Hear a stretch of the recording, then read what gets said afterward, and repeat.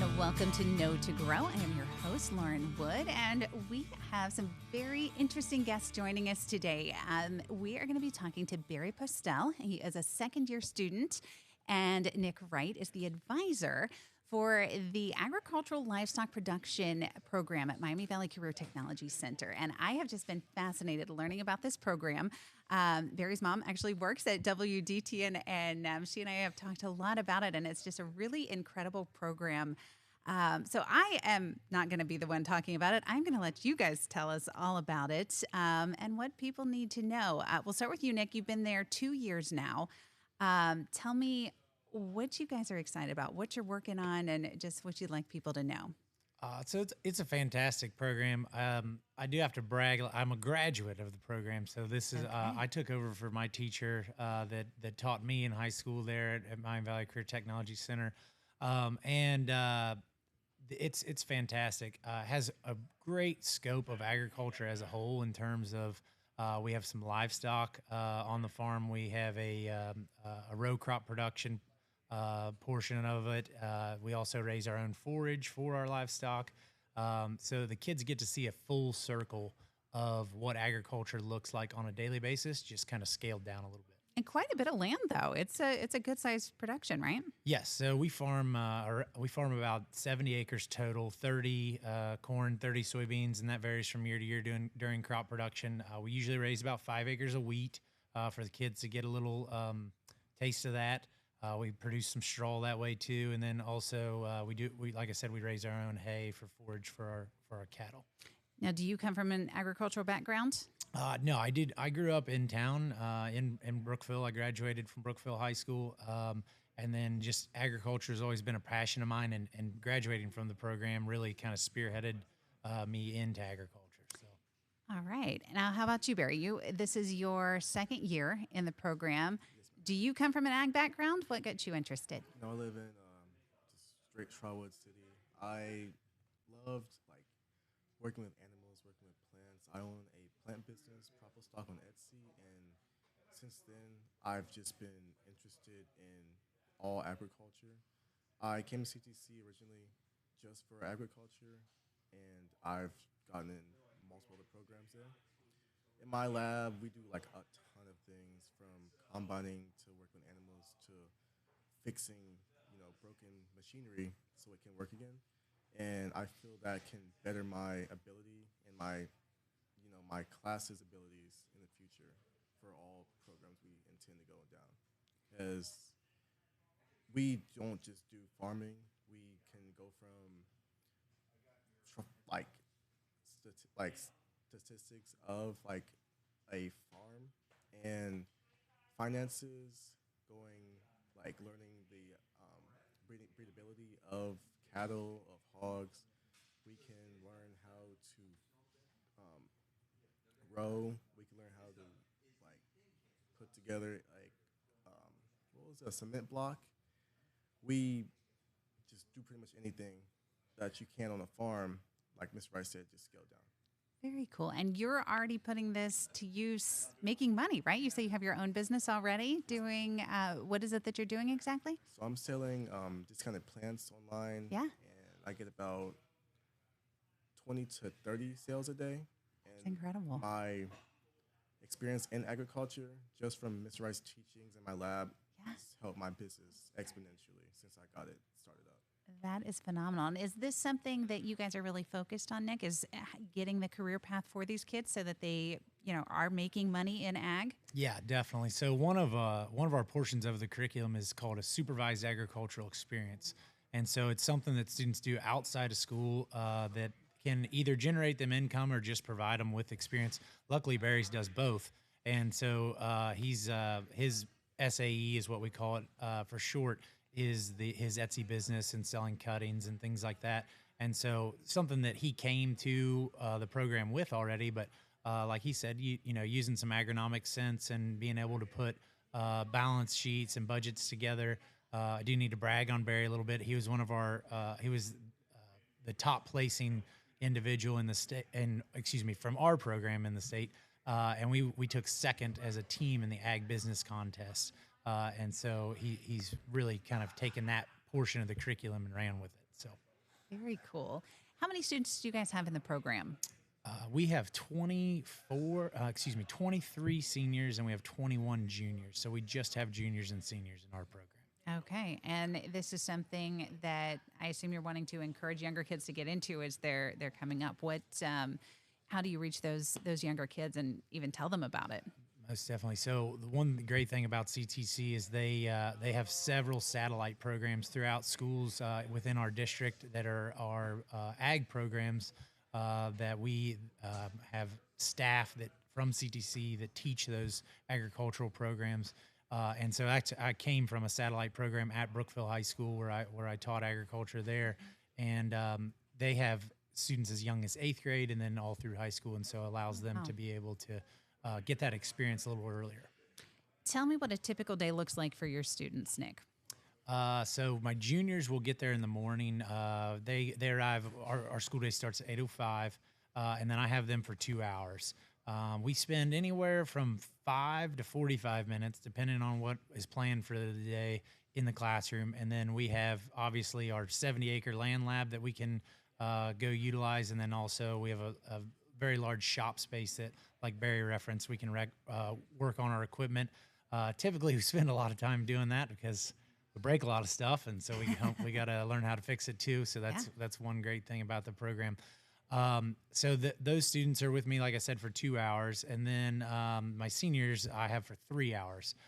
Those seniors do have the opportunity to go out and work in an agricultural career their senior year if they choose to, and so I've got a couple students doing that. But for the most part, then they kind of run the day-to-day of the farm. Their junior year, we spend a lot more time on, curriculum and going over the ins and outs of farming and the agricultural business side of stuff. And then their senior year, that's a lot more hands-on activities.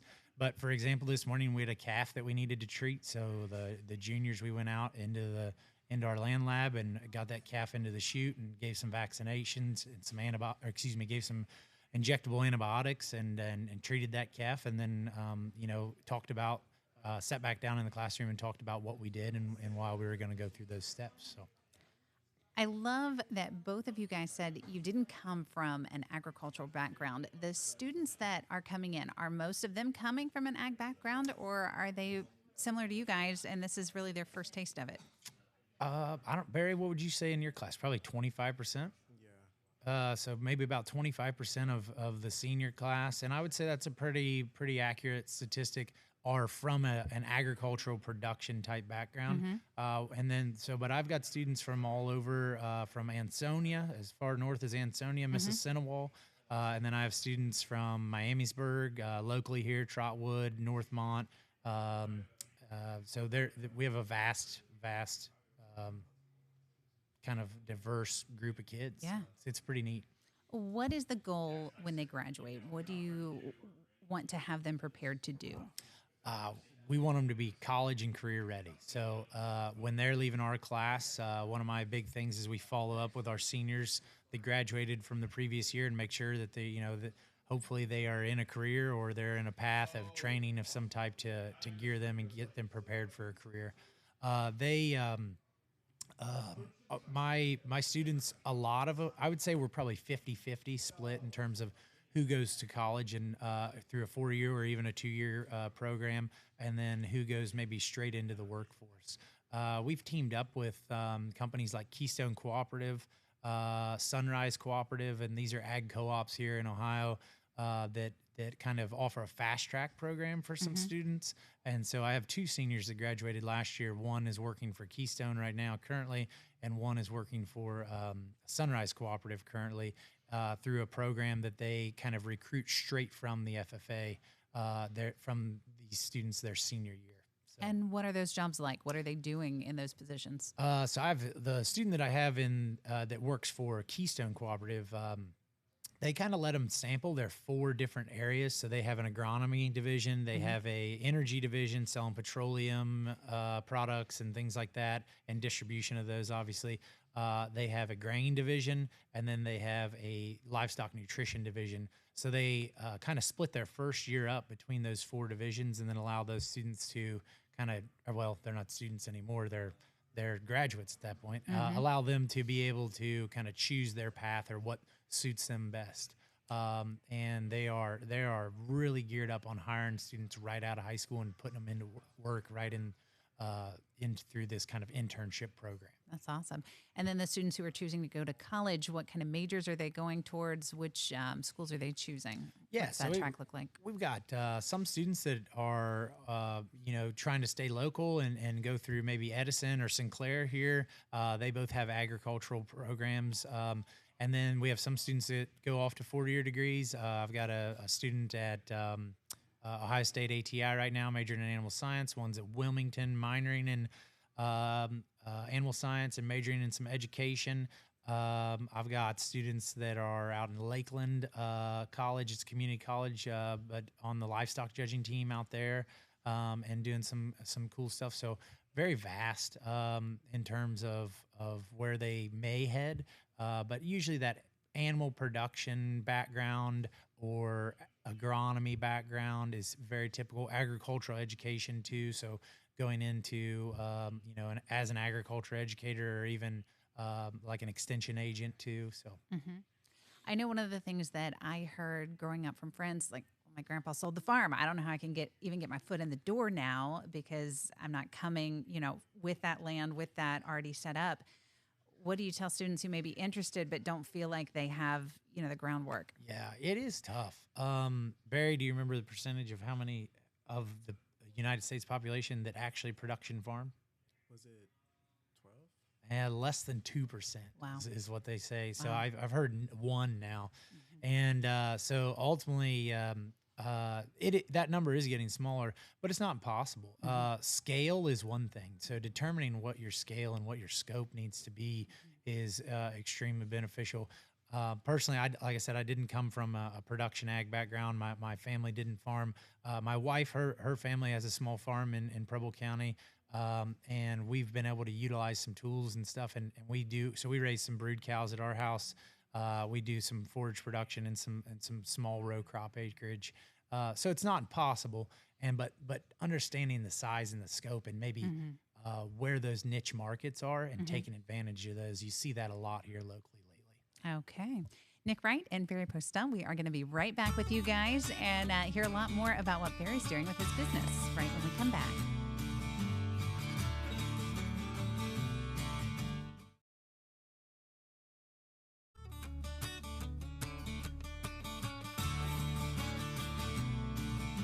Welcome back to Know to Grow. I'm Lauren Wood, your host, and today we are joined by Nick Wright and Barry Postel. They are both with the Miami Valley Career Technology Center's Agricultural Livestock Production Program, and it is a phenomenal program. I've been so excited to learn about this.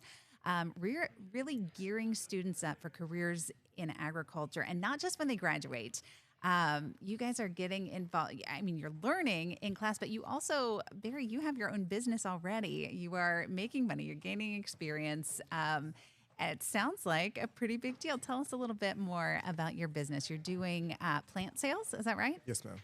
And you're doing it online. Tell me how you got started doing this. So over the summer of about 2023, I believe, no, it was 2024 going into my junior year of high school, I always wanted like an online store, like a passive income.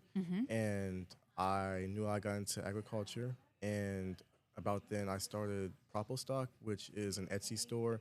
I sell discounted propagations, I sell seeds, and I sell vegetables and fruits. And they're just straight from the ground. Like they get cleaned off and they're just no artificial preservatives, nothing that's like harmful, just straight, from the earth, if that makes sense. Very cool. And I wanted to grow with it.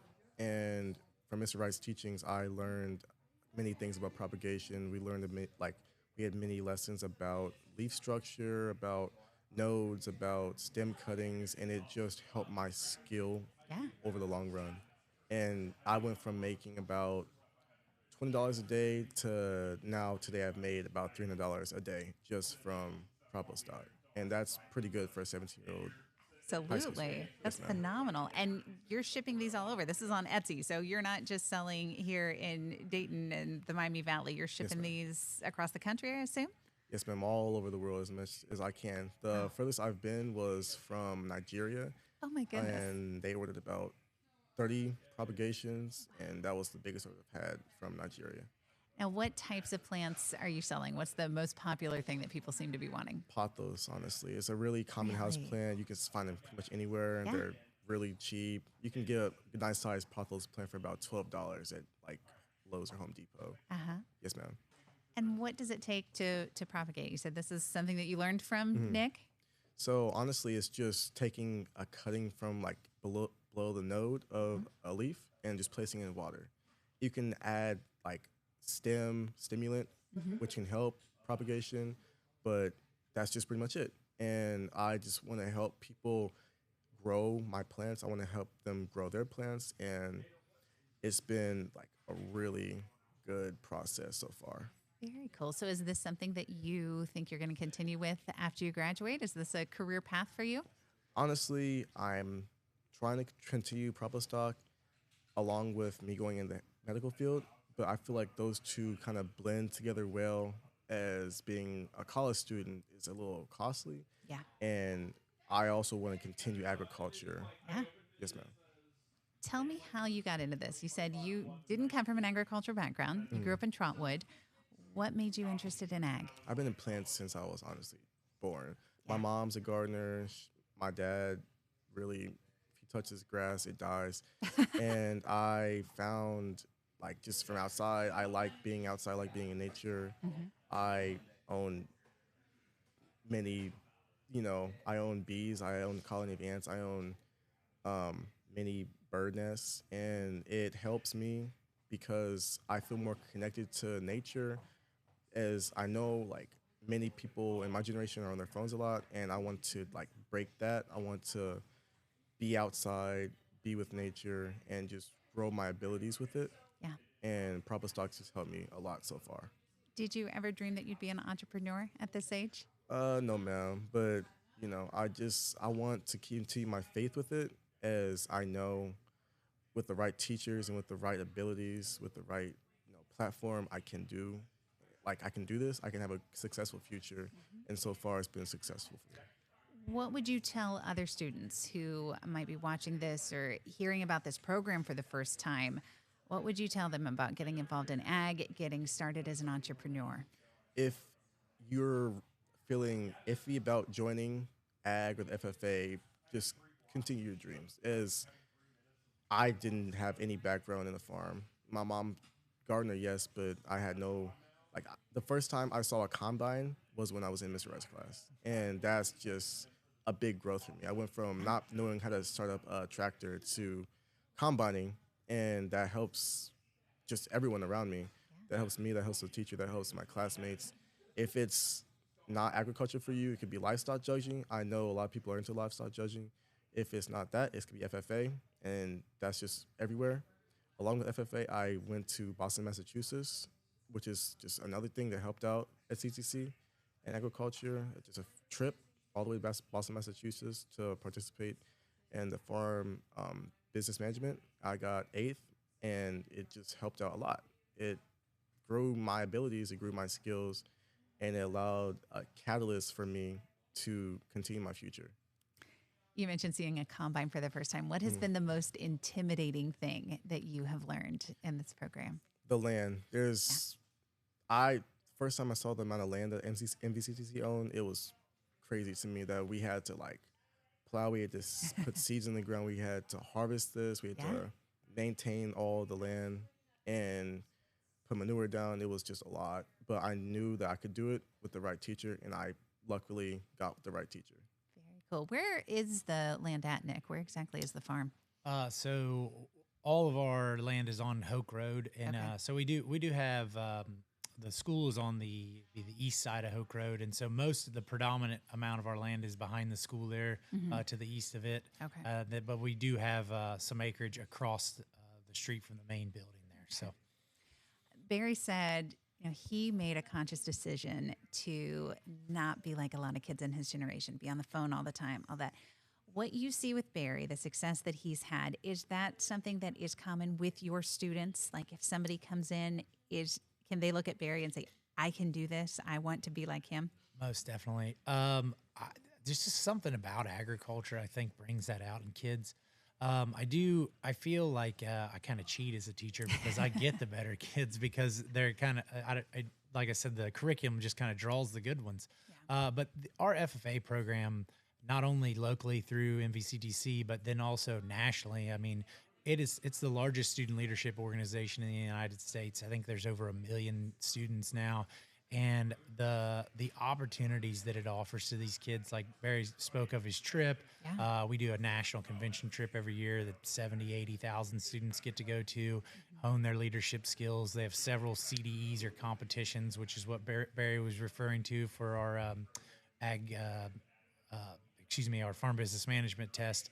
But there are tons of opportunities like that that allow these students to learn outside of the classroom. So. And it doesn't. I was actually surprised to hear Barry say that he doesn't. That he's looking at other options as well, the medical field, things like that. So you can have this ag background even in high school and still go different routes and still benefit from the ag background, right? Definitely. I think it instills work ethic is one big, huge thing. And then also, I think a lot of people view it as a side hustle anymore. I mean, there's a lot of people that they have that main source of income, and then they would like to do something in the evenings that's not only a hobby for them and is enjoyable, but also generates a little bit of an income. So. Tell me, looking forward, what you're excited for, Nick, with the program, and then you, Barry, what you're excited for as you head towards graduation. So a couple current things coming up. We have our sophomore career days, and those are where the next group of students come in and get to check our program out. So my juniors are gearing up for that. We have our charity auction. We do a Ronald McDonald House charity auction for students, or excuse me, for the students to purchase items, and then all of that money goes to the local Ronald McDonald House of Dayton here. And what's available at the auction? What kind of things are you guys everything auctioning off? You name it. It started as a hat auction years ago, and they sold hats from seed dealers and different agricultural dealers. But now it's everything. So our key item is we have a Farm All Age tractor that our students have redone, and it's someone donated it to us, and we're going to sell that. But there'll be hundreds of items sold that day.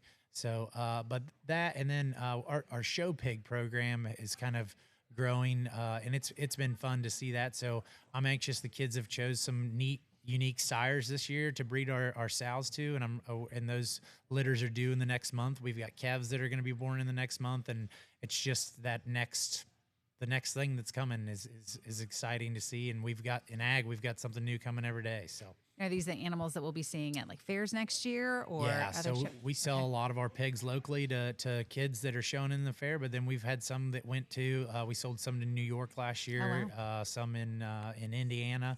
It's been fun, and to watch the kids make the breeding decisions and watch the kids be able to market those animals. All right, Barry, what's next for you?